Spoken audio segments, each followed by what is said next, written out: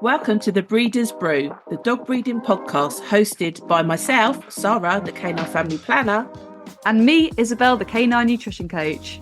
We're promoting responsible breeding by unpicking the minefield of breeding myths and methods for owners wishing to expand their whelping wisdom. So in this episode, we will take a look at the most common birth defects in puppies, what they might be, what might cause them, and ultimately why you might have to hand feed a puppy. Fortunately, supplement feeding is something you may not be able to avoid as a breeder, but we will cover the most common methods of hand feeding. Again, it's another hot topic that we see online, isn't it, Isabel, of people asking about supplement feeding, how best they should do it, what's the best method. I think first off, it's great that there is whoever set up the orphan puppies page for people where they've sadly lost a bitch or the bitch isn't in good enough condition to be feeding the pups, that there's these amazing earth angels, I guess they're called, aren't they? With 4 legs and 2 legs, where they help breeders in need that are looking for a mum for some pups, which I think is absolutely amazing. If you're left in a bit of a sticky situation, that is always an option. When I first started breeding, there wasn't a network like that where you could reach out to people and say, I'm having problems with this puppy, somebody help me. So it was pretty much you dealt with the problem as much as you could yourself. And that would be, if mum's not feeding the pup, why not? And if she can't or won't, then how are you going to get involved as a proactive breeder to help the situation, help the pup? So I think first off, we just need to cover the signs of a puppy being unwell or not right. And I know I've bleated on in other episodes about the milestones, like 3 days, 10 days, 3 weeks. If a puppy is to pass within the first 3 days or seem unwell, not latching on, not feeding right, not maintaining body temperature, sometimes they're just born a bit scrawny or a bit small. They just don't look like they're going to thrive.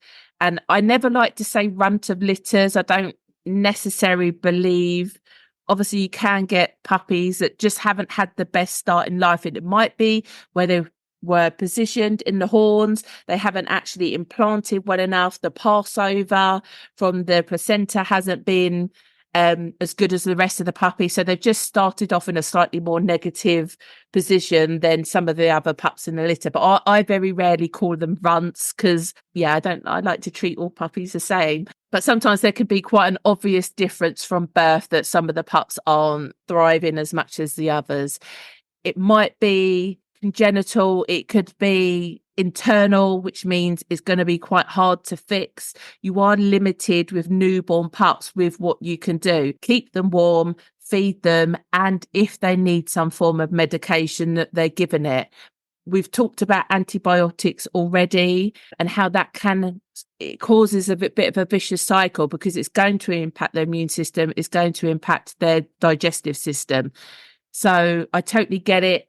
Aqua drops exist, like a liquid form of antibiotic. They're becoming a bit more conservative with how much they dish out antibiotics, full stop, but even more so with newborn pups, because I think they know the vicious cycle that then can unfold from doing so. And ultimately, if it's something more serious that is organ related, antibiotics aren't going to generally fix that anyway. To a degree, sometimes it's a little bit of a waiting game. Obviously, nobody wants to see a puppy suffer, and there are apparent abnormalities that you can see from birth, such as cleft palates, hair lips.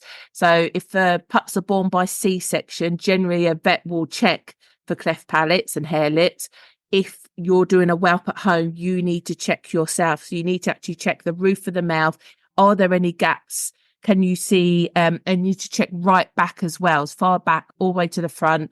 Is the mouth fully formed? Are there any gaps in any? It can be in a straight line, but it can be across the palate at the back as well. There are ways to reduce abnormalities such as cleft palate. So I don't know, Isabel, with the I would love to jump in now. I don't understand why it's not a more talked about topic.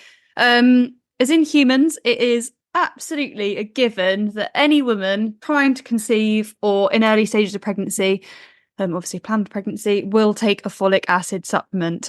Folic acid is so imperative to early neural development, so that's early stage embryo development, that actually our UK government literally add folic acid to our flour production in the UK. So that's sort of the milling process behind wheat flour and things like that. The government actually supplement with folic acid so that naturally us all as humans are being supplemented with folic acid every time we buy UK milled flour or a product that's been made with UK milled flour. The reason being is because so many of UK human pregnancies are unplanned. Therefore, if these women are not taking a folic acid supplement, it increases the risk of neural tube defects and cleft palates, even in humans, significantly. The fact that our government are going to such lengths to supplement us should be a pretty sure sign that folic acid's actually really important. I somehow knew that, but I don't know how or why I knew that. I know why. Because we had this conversation. No, I knew. No, I knew you back knew in before? school, or maybe A-level biology or something. But I knew that was a thing. I literally don't know how I know. Probably some random documentary that I watched. Yeah, it could be. I am for one of those. You love a good documentary. So when you said it to me, I was like, yeah, I knew that. That's not a surprise. But yeah, as you say, some people be shocked that the government have taken those decisions out of our hands and are just getting on and dealing with it because they understand the bigger ramifications of not doing so. So yeah, as you say, absolutely. it's crazy. I think it depends what breeds you sit in to how much awareness you have to folic acid. I think a lot of experienced bulldog breeders, I think some of the bull breeds know too, but maybe less so breeds that fall outside of that, and people new to breeding, if they've not had the conversation, they wouldn't know. So I don't know if you want to explain why for dogs it's important. You could have hit the nail on the head there, Sarah. I think breeds that are so much more predisposed to forming a cleft palate are probably more aware of how great folic acid is. And I think if you are fortunate enough to have a breed that cleft palates are less common in, it's no wonder that you may not be aware of folic acid supplementation. But essentially, any dog can be formed with a cleft palate while they're in the womb. It is just part of the way that the cells replicate in early embryo stages, and without boring you all to sleep, it's the early sort of formation of those pups that determine whether they are going to grow and continue growing in the womb with a cleft palate. That's why folic acid supplementation is so important, because it's the early stages of pregnancy that it makes such a huge difference to. I think the reason why it's potentially not as known about in other breeds is purely just probably conversation and awareness. I think that's why. But it's not just bulldogs. I know, Sarah, you mentioned obviously you've got bulldogs.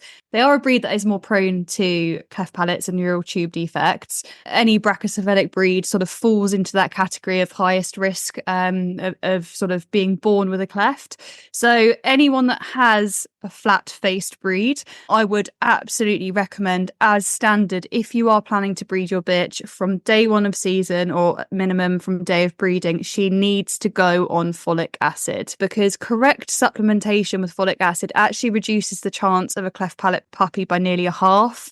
The statistic is 48% is how hard it actually reduces the chance. To me, if you can reduce anything in life by nearly a half, I mean, everyone would be doing it, wouldn't they? It's a crazy statistic, really. Day one of season or day of mating, pop your girl on folic acid. It is such a simple change to be making to her diet. Such an easy supplement to give. In my opinion, there's no excuse. You literally could be saving a puppy's life, because if you can reduce the chance of that puppy being born with a cleft palate by 48%, if that's severe cleft palate or a neural tube defect, you could be looking at having to unfortunately put that pup to sleep at birth. If they are completely unable to feed, and even tube feeding is unlikely to pull them through, or it's a neural tube defect, just spinal bifida or something like that, then absolutely, you're literally saving a life by supplementing with folic acid, in my opinion.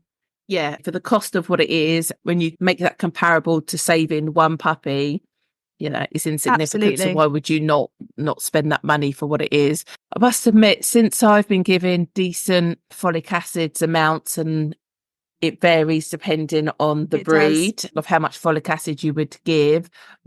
In the scheme of things, my cleft palate pups have been tiny. I am a little bit savage on my opinions of what you do with cleft palates. You can hand rear a pup through, and I know people that have done that, and hats off to them. Like, the scale of actually the milk feeding is generally the easy bit. It's actually once you're trying to transition them onto food that becomes quite difficult. And I know people have to literally hand feed kibble, like literally piece by piece, which that amount of attention on one pup I think is phenomenal, and hats off to them. But what I worry about is, even if you get the puppy through to that point, you know that potentially you've got surgery coming up. You've got to be willing to keep that pup as a breeder, or you need to find a suitable home, someone that's happy to take on a puppy with those type of issues if the surgery doesn't fully do the job that it needs to, or still leaves some TLC high level care that's needed. I think they're going to be more susceptible to certain conditions that are sort of ear, eyes, nose and throat, which with bull breeds is always a thing anyway. And I just always worry about that dog falling into a breeding pool. Someone actually treats the dog, fixes the dog, and then they then breed from the dog, which is like, obviously you should never do that, to compound the problem and just cause a bigger problem. So I'm quite Stockman in my approach to cleft palates, and my vets pretty much know if we get one, we put to sleep and that's it. I'm not putting a pup through that. But I know, again, people have very different values and opinions on that, and that's great. It's down to them and all the rest of it. But to me, as a breeder, I'm the gatekeeper for the quality of dogs that I produce that have my kennel name on. And that's just one gate that I firmly keep shut. I just don't want people taking on puppies, and I don't even know where you stand from an insurance point of view when it's something congenital. Yeah, that's a good point, actually. Insurable and all that kind of stuff. As breeders, we are programmed we want every puppy to survive. We just feel that if they don't, we've done a bad job, and that's not the case at all. I think you have to step back and look at the bigger picture of your kennel, your dogs, your reputation, the breed as a whole. So I just think it's not a black and white situation. It's obviously not, absolutely. And as you mentioned there, the turmoil and difficulty of raising a puppy with a cleft, if you've been through it or you've known someone that's been through it, you absolutely would be supplementing with folic acid, because it is one of those that when you've seen it firsthand, it's such a shame. And nearly half of all cleft palate puppies are avoidable, and that's an insane statistic. So supplement with folic acid, do it right, don't cut corners, because at the end of the day, it's the difference between a pup being born viable and potentially unviable. It is different for different breeds. I've got miniature dachshunds, as you probably already know by this point of the podcast series. So my breeds are actually an elevated risk compared to other breeds of dog. Not as high risk as the bulldogs, for example. However, they are still elevated. And I think, interestingly, not a lot of breeders realise that. I don't know why in the Dachshund breed, where maybe they've been lucky, as we've said before. A lot of it seems to boil down to personal experience. It's one of those things, oh, well, it's not happened to me, so I won't worry about it, kind of thing. But if you have got a breed that is slightly elevated, again, it's even more of a reason. So other breeds are in that category, which always surprise people, I think, is beagles, cocker spaniels, the Brittany, the Great Pyrenean Mountain Dog, miniature schnauzers, golden retrievers, and Nova Scotias. It is quite an interesting pool of breeds there. It doesn't seem to necessarily be a link between them, but they all do fall in that category of elevated risk. So there are different sort of recommended dosages depending on which category your breed fall into. So I would pay attention to that. If you do want more advice, there's a load of free advice on my website so that you can work out which category your dog is in and supplement correctly. So I would recommend you head over there if you're planning a litter, k9nutritioncoach.co.uk. Just to make sure that you are armed with the information you need. Not all folic acid is created equal. The dosage is really important.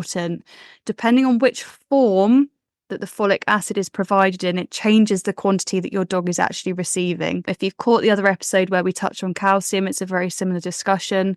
So just make sure that you are buying a folic acid that actually contains the amount of folic acid per capsule your dog needs. Because there's no point you going out and going, oh, well, I've grabbed one from a high street chemist. It looks like the right dosage or quantity. And actually that dosage is per 5 capsules, for example, which, isn't then going to be achievable if you need to be giving 5 times that amount. You're not going to be giving 25 capsules a day to your dog, are you? So just a note of caution there. Make sure that you're buying the correct folic acid for your dog and that it isn't laden with fillers, because if you find a brand that has a high quantity of filler, the chances are the amount of folic acid in that capsule will also be less.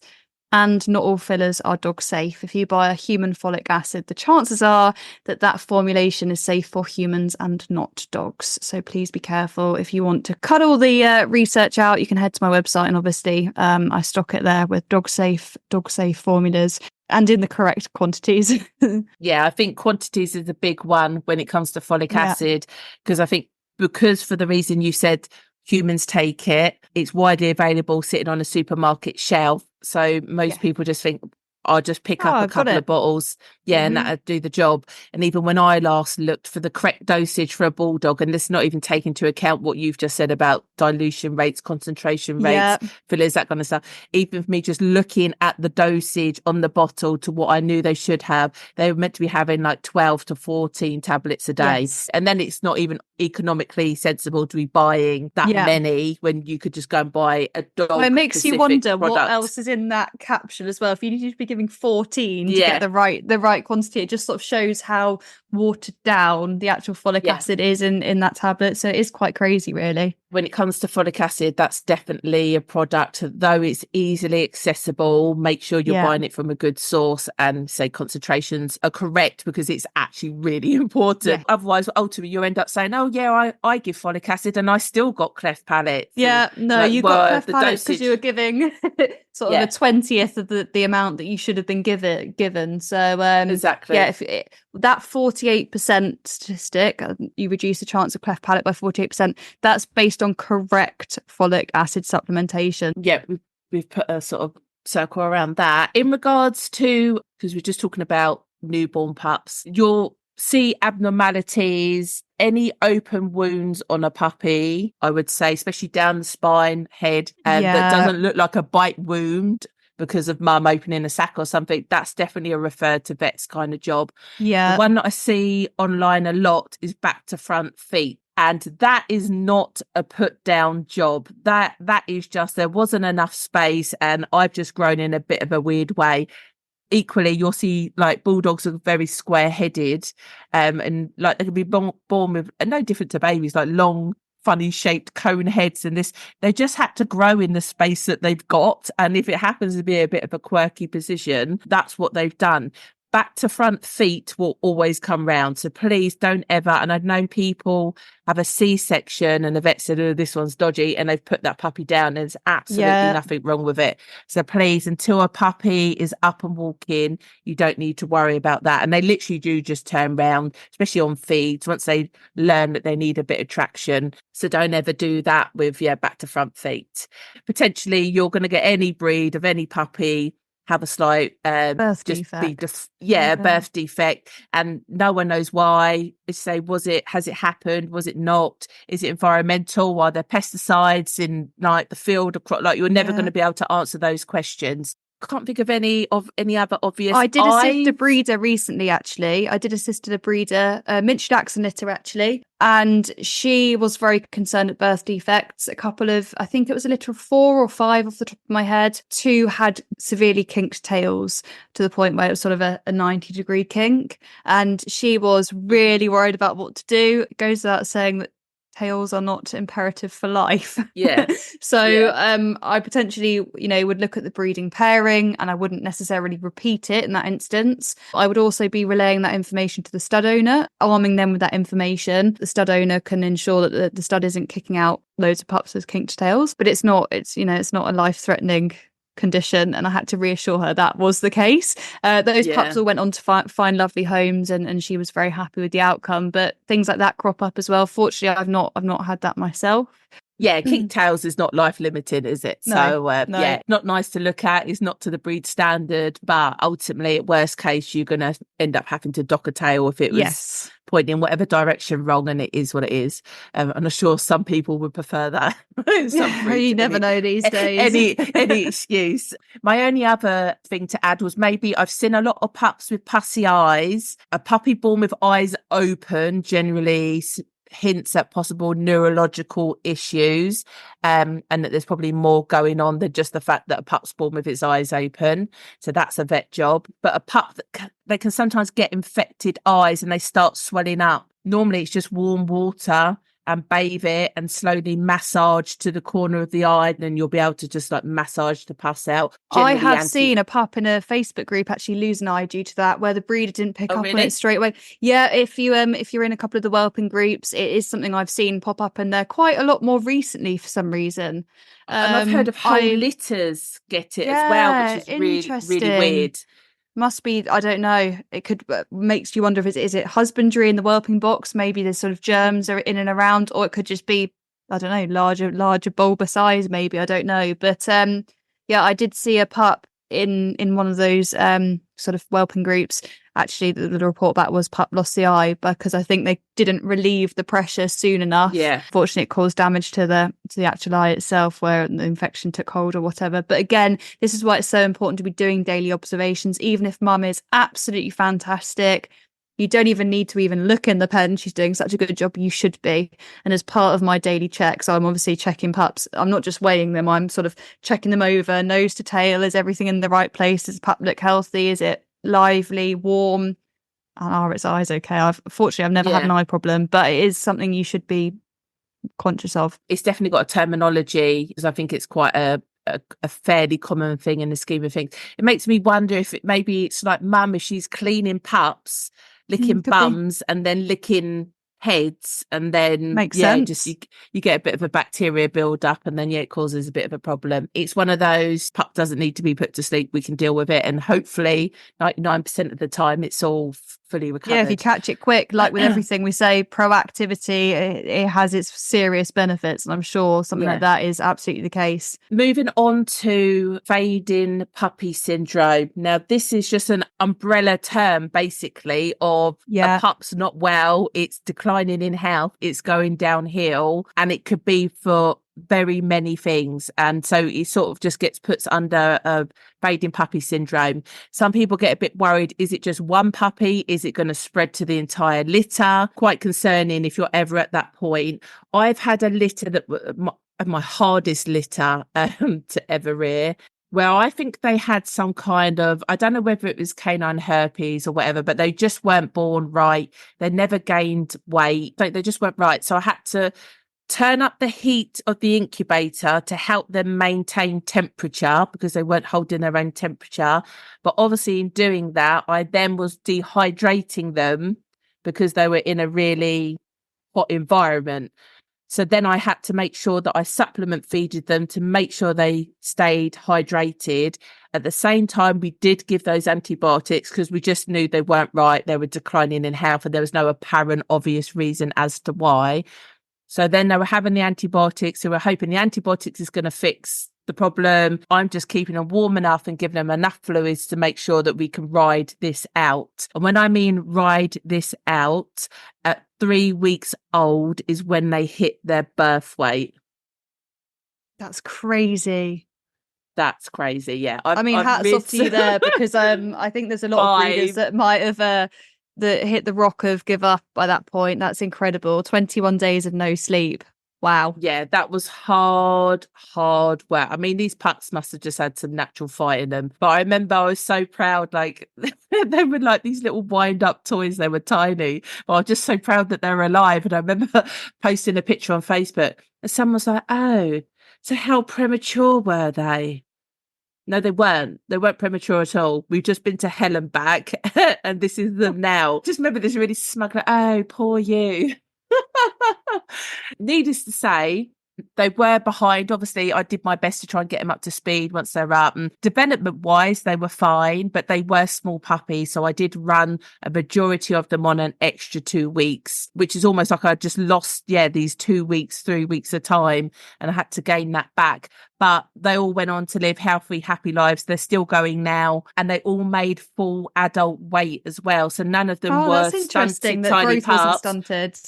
Really in interesting. Fact, two of the boys are big. So I was like, wow, your DNA is your DNA, regardless of your start off in life. Actually, we got there in the end, but I've never had such a difficult litter. And the only way it was possible, I had to heat them up. So then I had to hydrate them. They weren't even strong enough to feed. So then I had to supplement feed them, which is where I was going with this, is what methods have we got available for supplement feeding?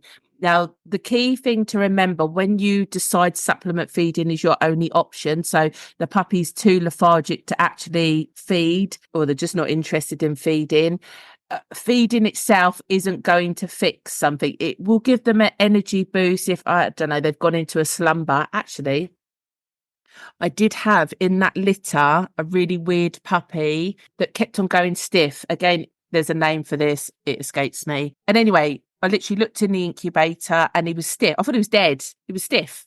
Oh no, rubbed him. And he sort of took a gasp of breath and he softened all up and he was fine again. Weird. Did a feed, put him back. Next time I went in there, he was stiff again.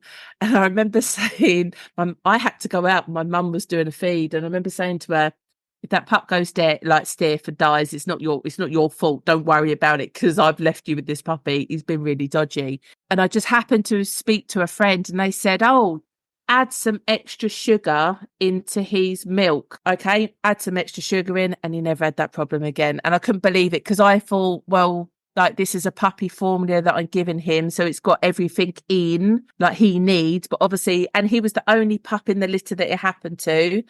So I've never had that before, but if anyone ever has that, just try adding extra sugar in to the milk and see if that helps you. But the reason I say that is when you're supplement feeding puppies, generally I don't say go in at a full let's supplement feed with 100% milk, because that puppy's not well for a reason. So you just loading it full of food isn't going to help. It's actually more important that the puppy's hydrated than it is that it has milk as a meal. So typically when you're first starting to supplement feed, I would go in. I used to use Life Aid because that was the product that was around. Oral Aid, I think now would be acceptable that people use. Correct me if I'm wrong, Isabel, because I'm not quite sure what other products are available. But basically, water, but water with some essential electrolytes, minerals that actually help. If the body is low in something, you're putting that in so it can actually carry on its metabolism and process as a body. I've always just used liquid Life Aid, whatever the dilution rate was on the back of the packet. And I would start off initially with a few feeds with just fluid. And then if I was happy with the puppy and how they're progressing, I'd do a ratio of 25% milk, 75% fluid, then 50-50, then 75-25. I very rarely go to 100% milk if ever I've supplement fed, because you end up just clogging a puppy up. It's almost like if you're not well, putting a load of food in that they can't digest isn't going to fix the problem. And then now you've got a bloated puppy that can't digest food that also feels really bad. So I'm just putting that out there. Start off with a low level dilution and slowly build up as the puppy seems to be improving in health. It's a great point you've made there, because I think a lot of the online knowledge, whether that be in other forums, Facebooks, etc., it's generally just, just give them milk, just supplement feed them, grab it, whatever method you're going to do and crack on. And not many people seem to recommend sort of this rehydration mixture and tailoring the dilution rate specifically to that puppy. So I think that's an absolute chunk of gold, that piece of information. Good. Don't go in all guns blazing with your 20 ml syringe. You think, we're going to get all 20 ml in a bottle of it. The puppy's got to take all of this. Start off with little and often. So even if you just did 1 ml, 2 ml, I'd be happy with that. Just literally start off with little and often. I had a quick look because I have written a book and I needed to double check and we have triple checked. But I wrote that I would give no more than 1 ml per ounce body weight per feed. Ounce of body weight is actually 28 grams. So 1 ml per 28 grams of body weight. So typically a bulldog would be having, and I said no more than, so that doesn't mean give that all. If they take all that all, it's fine. But if it's half, a quarter, equally, that's fine. But that would mean generally an average bulldog puppy would be 8-10 mil. We said a little Dachshund pup we worked out as 4-6 mil. But like we said, that's the upper end of, if you've got a sickly puppy, whacking in tons of milk isn't going to help. Hydration is more important, and little and often is more important. And you'll know, because if you're toileting, you'll be able to see how much have you put in to how much is coming out to how hydrated that puppy then becomes or not. So there's just some benchmarks, but less is always better when you start off. Just don't engorge the puppy and get obsessed that, oh my God, it hasn't fed for 4 feeds, so now I'm going to give it 4 feeds worth of fluid or milk or anything. You're not going to solve any problems doing that. Just wanted to make that one clear. So, out of interest, we're talking about formula milk at this point and supplement feeding. What is your formula milk of choice? I know every breeder seems to have their preferences, but why not? Let's talk about that. I like Royal Canin Protec and Royal Canin Baby Dog. But I would always, if I'm ordering in something on standby, which I recommend everybody does, I do the same. It's never really wasted, because at worst case, you can mix it into puppy food, even once weaned, as powder. Don't make it into a milk, because people get obsessed with this goat's milk sloshing around and all that kind of stuff. And you'll hear my thoughts on that on the one of the other podcasts. But it's still calories in a packet effectively. So you can still mix the powder in dry into food to use it up. So it's never really wasted. So I always just order in a Protec, the Royal Canin Protec.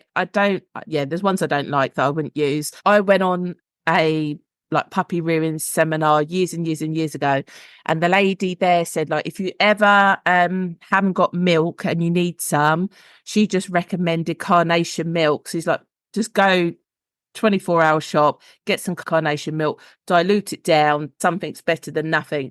I'm not quite sure nowadays that would stand true, because I imagine the sugar content is absolutely insane in that. And obviously she did say to dilute it down, but now it just makes me wonder, was that just the human psyche thinking, I need to give milk, this is a form of milk? Yeah, I reckon it was. And again, it's about, like we were saying, sugar, energy. If you've got a failing pup, they need some form of energy. I get the logic behind it, but this is where, again, proactivity as a breeder, no plug here. I'm not Royal Canin fan for everything. No. But the Protec is no shade. Just in case I need it, there's always a box of Protec in my cupboard if I've got a litter due, because I'd rather have it and not need it and waste that 30, 40 or quid, whatever it is, whatever it costs these days. I'd rather have it and waste it than find myself needing to go to a 24-hour petrol station to buy carnation milk for a failing puppy. No chance. Yeah. Sorry. And to be fair, I think they're the only company that provide you with bottles. I don't know. I don't know. I've never used the bottles that have been provided. I've got to say. So I don't know. I buy the Protec because it's got the colostrum formula. It's a more well-rounded formula. If a puppy goes downhill in the early days, I know it's a more comprehensive formula. So, and again, essentially it's not going to do any harm giving an older puppy the Protec formula, even if it is designed for newborns, because essentially it's just a more wholesome, more holistic formula. So yeah, and like I said, it's never wasted. It's an easy way to get calories into a slightly underweight puppy. Yeah, my little tip there.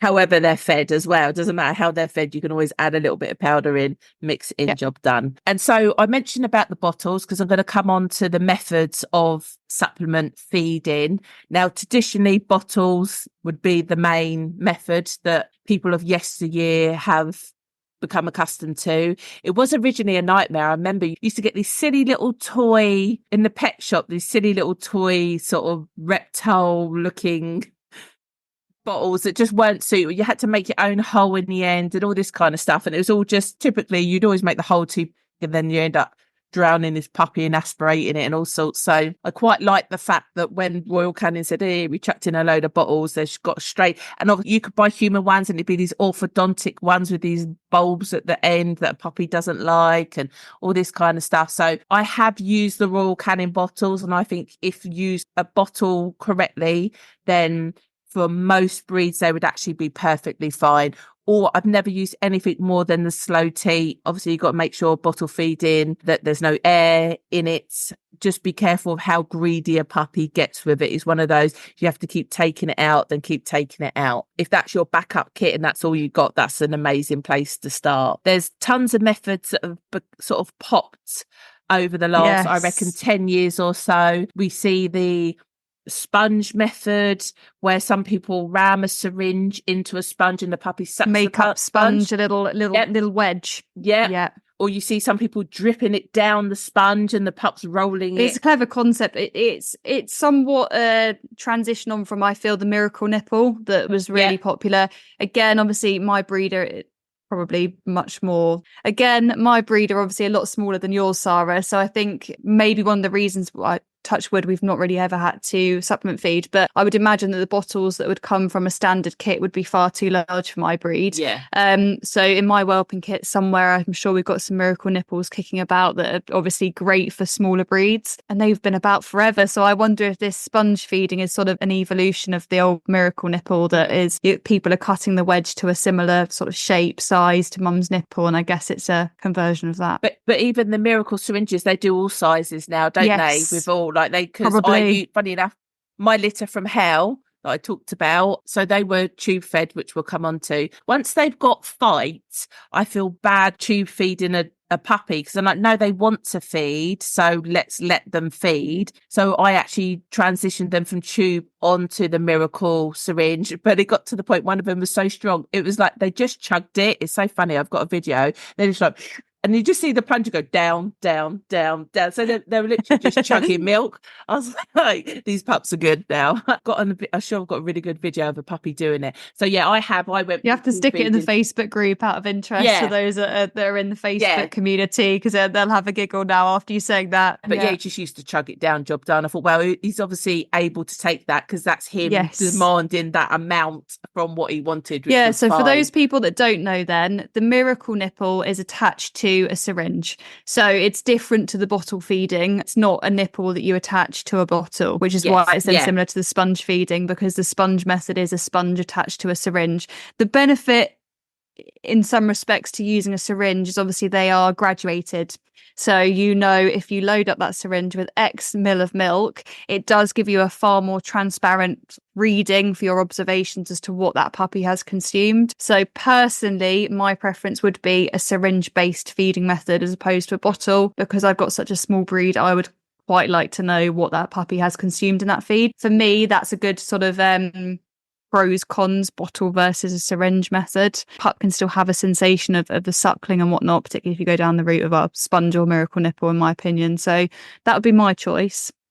Yeah, and you're totally right. In a bottle, you need more volume to get an idea of the measure. You get bubbles that all interfere with it as well. So then you don't really know how much you've actually got. And also you need a bigger quantity of milk in a bottle, where a syringe, you just need a syringe worth. Yeah, I totally agree. The benefits of miracle syringe, or if people want to do the sponge feeding. Just to touch on also, back in the day, and I've heard people do this, where they've actually dropper fed a puppy, where they've got like a pipette and they've literally done one dropper at a time, which again shows phenomenal patience. I had litter of two, they were hand reared, because mum had, and I only remember this recently, a conversation we had, she had a litter at 3, and then it took us another 3 years to get a second litter out of her, and then it transpired on C-section that she actually suspected lungworm, which has blood clotting issues.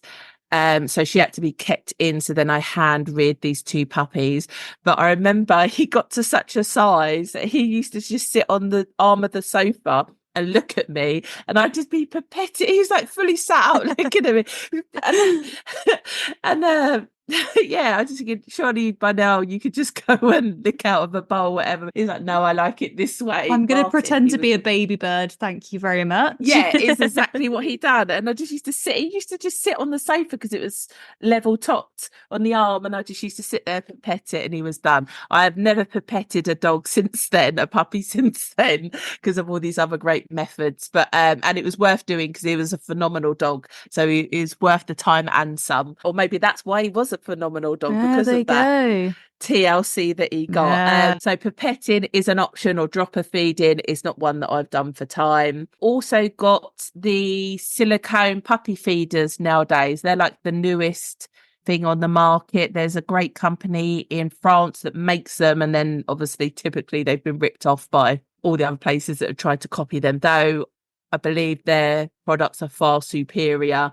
So I've also heard the same, I have to say, from the original manufacturer. It does also worry me because obviously the certain brands of sort of drop shipping companies seem to have ripped off these plastic feeders, and it worries me from a manufacturing perspective. If they can make these so cheaply, what are they actually made from? And for those of you that, you know, you've been doing your research and you've heard about it in the news a lot recently about microplastics, certain forms of, you know, BPA free bottles and all of these kind of things, you don't know what product that feeder is made from, and all sorts could be passing through to pups. Cutting corners and jumping for a cheaper alternative may do damage. So yeah, word of caution there. Totally agree. And I think that the original specs are so good. I just think they're probably well worth the investment. I had known people use them just for when they've got large litters. And so not all pups are trying to feed off mum, that they can actually, while they're doing a puppy feed, they can put a few onto that feeder and give mum a bit of a rest on that makes sense. Demand and that kind of thing. So if you've got a really big, and I'm talking double numbers, litters, it's probably worth always just having one in your cupboard for that instance alone, just to take a bit of pressure off mum and what she needs to produce going forward. So I've known that. I've also known some people with big litters, they literally will actually half the litter. Talked about certain only breeds using puppy boxes, but actually I've known where it's been a big litter, they will put half the litter in a puppy box, half in with mum, and they keep rotating them round. Again, it's puppy management, making sure all pups have the same equal opportunity. Not a bad thing to consider if you have a big litter, because otherwise it's always going to be the same strong, big, greedy pups nuzzling in, and some of the ones that need it push back a little. Absolutely. So then my final feeding method is tube feeding, and this is the one that everybody gets super scared about, even though I think it's probably one of the safest ways to feed a puppy, because the problem you've got with all the other methods that we've mentioned previously, they can aspirate. There's a real risk, especially like with bottle feeding and some breeds and how their muzzle is actually formed. They do feed slightly different. Excessive milk at a wrong angle can cause them to ingest fluid in the wrong way, and then you're going to end up with breathing issues. That puppy's going to start to fail unless it's treated. And even if it's treated, it doesn't necessarily mean you're going to fix the problem. Which also brings me on to oxygen concentrators, and oxygen therapy for newborn puppies, that kind of thing, slow puppies. I think you just have to be very careful about the use of oxygen, because it never fixes anything. You won't fix anything with oxygen. It will allay some of the symptoms and it will make a puppy more comfortable, but there's still an underlying problem you need to fix. And also you have to be careful, because if you get oxygen concentrations wrong, then you could potentially do more damage than good. It's great that we have that functionality, or there's that option available, that equipment, and oxygen concentrators basically just draw oxygen out of the air, increase the concentration for it to be directed wherever it needs to be directed, rather than having oxygen tanks in your house and all this kind of thing. But I think it should be used very carefully. And I'm sure most vets would say to people not to be using it in their home. And obviously oxygen's really flammable, isn't it? So there's always warning stickers on it about not smoking around them and that kind of thing. So if you are a smoker in your home, you just need to be a bit careful. Well, more to the point, home insurance, that's an interesting one. I'm not sure how kindly they would take to oxygen concentrators being linked to your incubators in your houses, but you know. So I love the idea of empowering yourself as a breeder. I just think that one should be used very carefully. You might feel that you're fixing a problem, but I don't necessarily feel that you could be. So going back to tube feeding. So I like tube feeding because it's a way of you knowing exactly how much that puppy has had in the most efficient way. They have to expel no energy to get fed or hydrated. Now, there's some key things in regards to tube feeding. You can buy kits online nowadays, which is amazing. Just make sure the tube is a small enough tube for your breed. I would recommend you can buy like bundles and stuff. I'd buy a bundle so you'd have 3 different sizes and the accompanying syringes and that kind of thing. The key thing is when you tube feed, a puppy should always be flat. So they're laying on their belly, laying on a hard, flat surface, because if you were to tube feed too much, as long as they're laying flat, they can puke it up, basically. Hopefully you're not going to do that. But, and to be fair, I have done that and all they did was just sick it up. So I was like, oh, my bad. Pup was fine. But because I had the puppy laying on the flat, they didn't then just ingest it and it go into their lungs or into the somewhere where it shouldn't have done. So it's imperative they're always fed on the flat. Obviously, I would always recommend feeding them less that doesn't happen. But these things happen. We're only human. Typically, the thing that people are most scared about tube feeding is that they're going to whack fluid into that puppy's lungs and they're going to kill them. Now, you are tube feeding that puppy for a reason, probably to save its life. So should you ever do that by accident, you should never feel guilty that that's happened, because you are only acting in that puppy's best interest. So I always just put that caveat. However, if you follow these instructions, that won't never happen.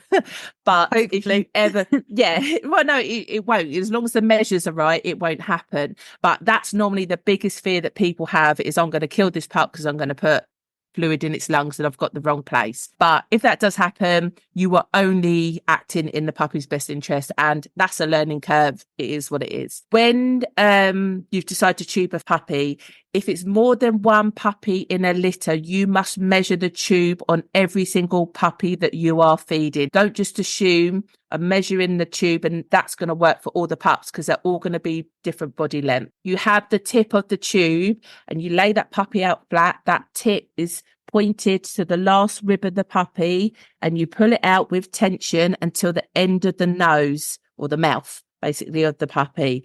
That is your correct measure. That is stomach to nose.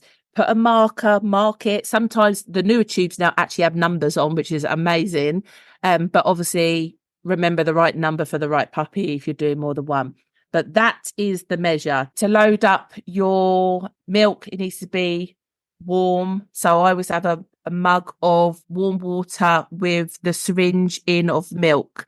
You need to put the tube onto the end of the syringe. You need to feed through the milk all the way through. So your tube is preloaded with milk, because if you put the tube in, then squeeze the milk in, the air in the tube, you're now squeezing into the puppy's stomach. So make sure it's always preloaded with milk.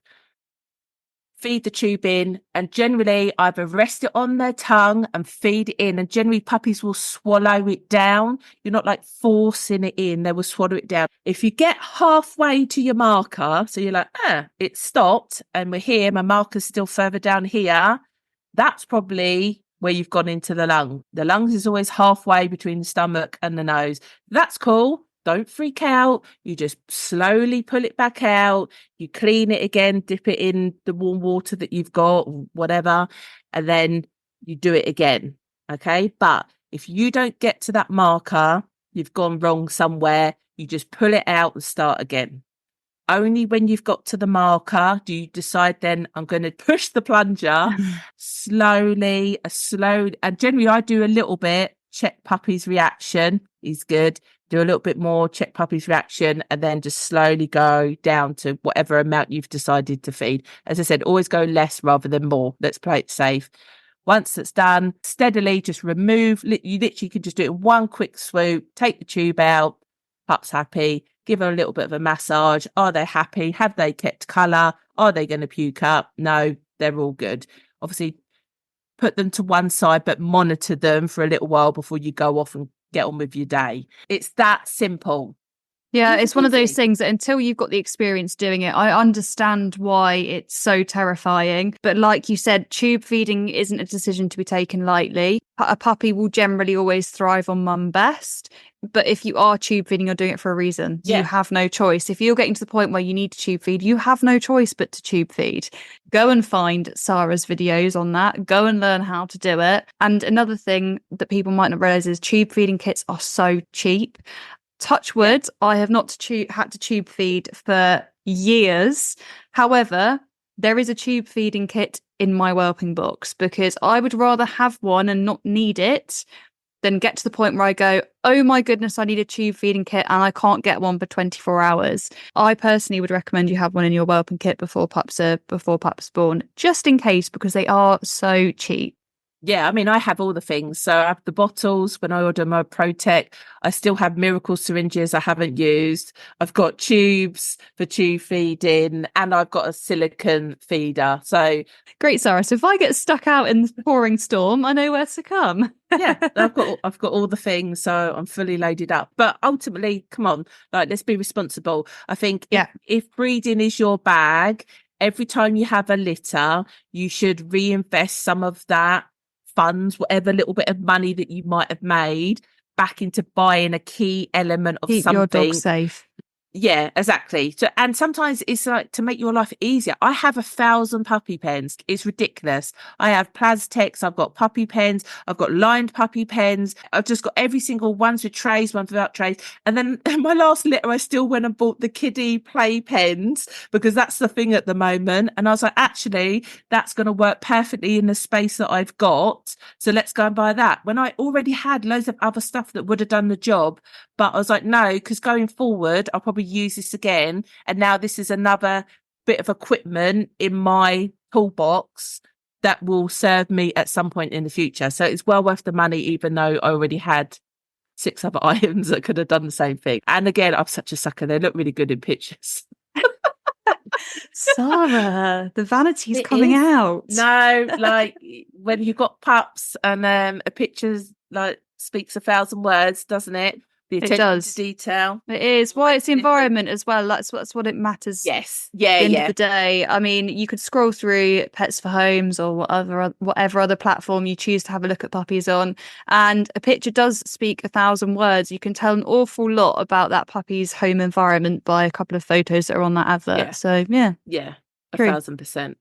Yeah, so I think that's it. I think I've covered everything I wanted to in regards to giving people the heads up on supplement feeding. I did an Instagram live, a very emotional Instagram live now when I look back, but where I tube fed a puppy live on Instagram. So I will share that into the Facebook Breeders Brew community so people can have a look at that. And sadly, that puppy didn't make it, but it was, if that was his purpose in life, was for me to capture that video to show other breeders how to do it to potentially save their puppy, then that's what it was there for. The sad thing is that you're doing it at a point where you're stressed and you're concerned and you have these elevated emotions. Yeah. And then so it feels like an all or nothing kind of situation. But unfortunately, you would never tube feed for practice because that's weird. So unfortunately, the only way you get to learn is under that pressurized environment. Rise to the challenge, be prepared for it. And we said at other times, it's not a case of if, it's just when.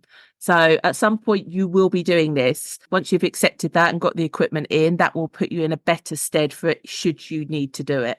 Yeah, so I think that's it. So this sort of concludes, doesn't it? Series 1. It does.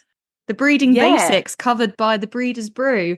We've tried to touch on the most topical topics that we see in our daily lives, whether that be personal requests or on the internet. We've tried to cover all the topics that we see asked most often. So hopefully you found this series very valuable and we've covered some poignant conversations that have helped you personally. It'd be great to hear your feedback. So if you have got anything to add to the discussion, please do jump into our Breeders Brew Facebook community. It is all about a discussion. That's what breeding should be. We should be empowering each other with the information. That's the whole reason we're doing this podcast, is to try and help somebody somewhere learn something new. Yeah, it's an ongoing discussion. That's the thing, because everything will change around us. And sometimes you can carry on doing what you're doing and that will work for decades. And then sometimes you have to sort of look up and think, no, I've got to change how I'm doing this because technology's caught up with us. There's new advances, there's new equipment, and I'm actually making my life difficult. We want to give you the best success possible. Also, come into the community. We're undecided of when we'll drop in series 2 and what series 2 would involve. So we'll possibly run a poll, and we'd love to hear from you what you want us to cover. So that's another reason for you to get into the community, have your voice heard by like-minded breeders, and yeah, let's see what we can do to push you forward and support you as much as possible. Absolutely. Look forward to seeing you all over there. Take care and hopefully speak to you all very soon. Yeah, see you soon. Bye. Hey, before you go, head to breedersbrew.com to claim your free critical care sheet and receive your invitation to join us in the Breeders Brew Community Forum.